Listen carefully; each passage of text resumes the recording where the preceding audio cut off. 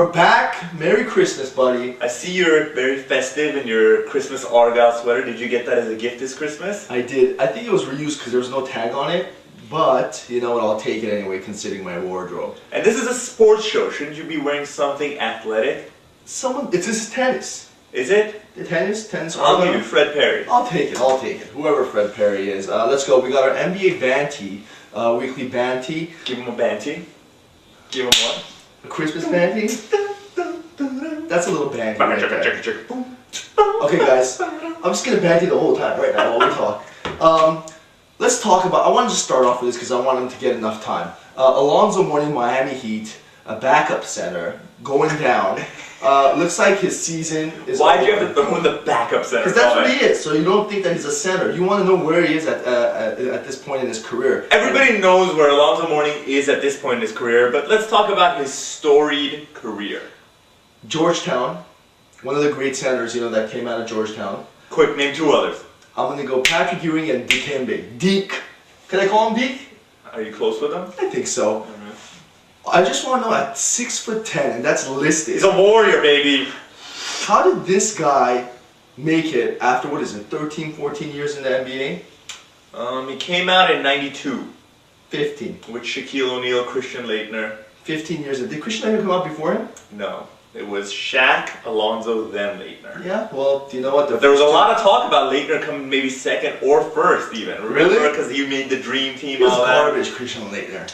But that's neither here nor there. But let's give Alonzo his due. You know, he did it for most of his career. Had a couple bad years. He did get the ring in Miami a few years ago. Nobody can say anything negative about Alonzo Mourning. The guy with what he had was a warrior. Remember this? He was big guns. That guy would block anyone's shot. I just don't know how he did at 6'10". Because he had heart. That's like 90% of these NBA players don't have. Yeah, he was one of the best teammates you could ever have. I have nothing bad to say about Alonzo Mourning. I remember him from Georgetown. I loved him. He's the man. They put him on the stretcher. He said, "No, I ain't going out like that." That's a warrior. That's a warrior. Alonzo, we love you, baby. Let's also talk about the Boston Celtics losing at home to the Detroit Pistons. Did you watch that game? I did, but it seems like that was like such a long time ago. It was, because we haven't done a Banty in a while. Alright. But does this mean that Detroit is the team to beat in the East? Or does it mean that they were always a team? You just got fooled by the smoke and mirrors that Boston... I don't buy into this whole team to beat mentality because, okay,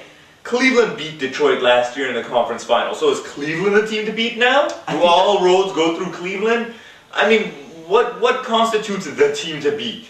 The team, like the team you don't want to face. I mean, you look at Detroit. They're 5 deep. Their starting lineup, they're money, all of them. Tayshaun Prince, Rasheed Wallace, Chauncey, Rip Hamilton, and even McDyess. What I like about Detroit is people know their roles. Tayshaun Prince I love because he's just one of the best defenders in the league. I've never even heard that guy bitch about anything. Maybe a call here or there, but never his. And Rasheed Wallace has gotten a bad rap over the years, but tell me, I name you every other player, every other team in the league would want this guy on their team. Definitely. The Celtics, I mean, don't get me wrong, look, they lost in a bad way. A fluke pump. I think people are making a big deal of this because the Pistons are one of the few teams with like a winning record that the Celtics have faced. But tonight the Celtics go on the road, starting a little West Coast swing with the Kings. We'll see what they're made of. The Kings are nothing. They face the Lakers, I think, in a couple of days. I'm assuming the Jazz are in there somewhere. Are you one of those Laker believers now?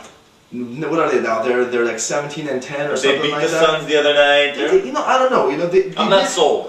This is my feeling about the Lakers. They did this last year too. They started off hot, then about maybe 3/8 through the season, the injury bug hit them. Lamar went out, came back. Kobe went out for a couple games, came back. They never gelled right. The Lakers are great. I just don't think in a 7-game series they can beat either Dallas or Phoenix. No way. No or way. San Antonio. Or San Antonio. Or you know what? You know they can even have a hard time against Denver, Houston. There are all these guys out there in the West. They got to go through it. I just don't think that they have a chance in a 7-game series. They might be able to pull 1 game off, but not 7.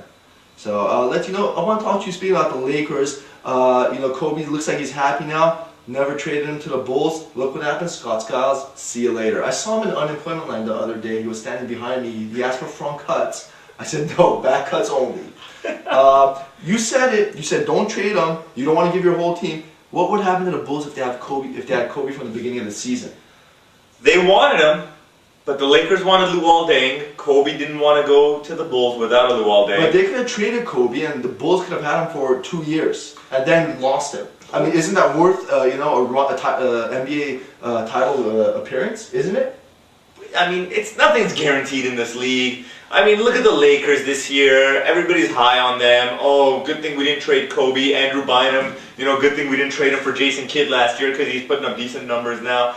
I don't know. I'm just tired of all this crap. Is it the coach's fault that the Bulls aren't winning, or are the Bulls just who we thought they were? Scott, I mean, the Bulls, aren't as good as everybody thought. They were too hyped this season. Scott Skiles, I think he's too much of a dictator for that young team. I think they need somebody... What, like one of those homie coaches? No, like Mike Brown? Like, no, Mike Brown. LeBron, what should we do? No, Mike Brown is too much of a homie coach. Right. I'm saying someplace in between. I mean, you don't need to argue with your team about headbands and things like that. Let's go. Let's play ball. Like a Stan Van Gundy? He seems like a good guy. All right, look at what he's doing with Orlando. Yeah, I'm looking at that. Let's talk about your boy, because I know you went and bought his shoes for $15.99 from Stephen Barry's the other day. Stephen Barry's. Stephon Starbury Marbury causing some havoc in New York with this again. team. I'm so done with the team or just him? Just everything. Just everything. They have talent. Yeah.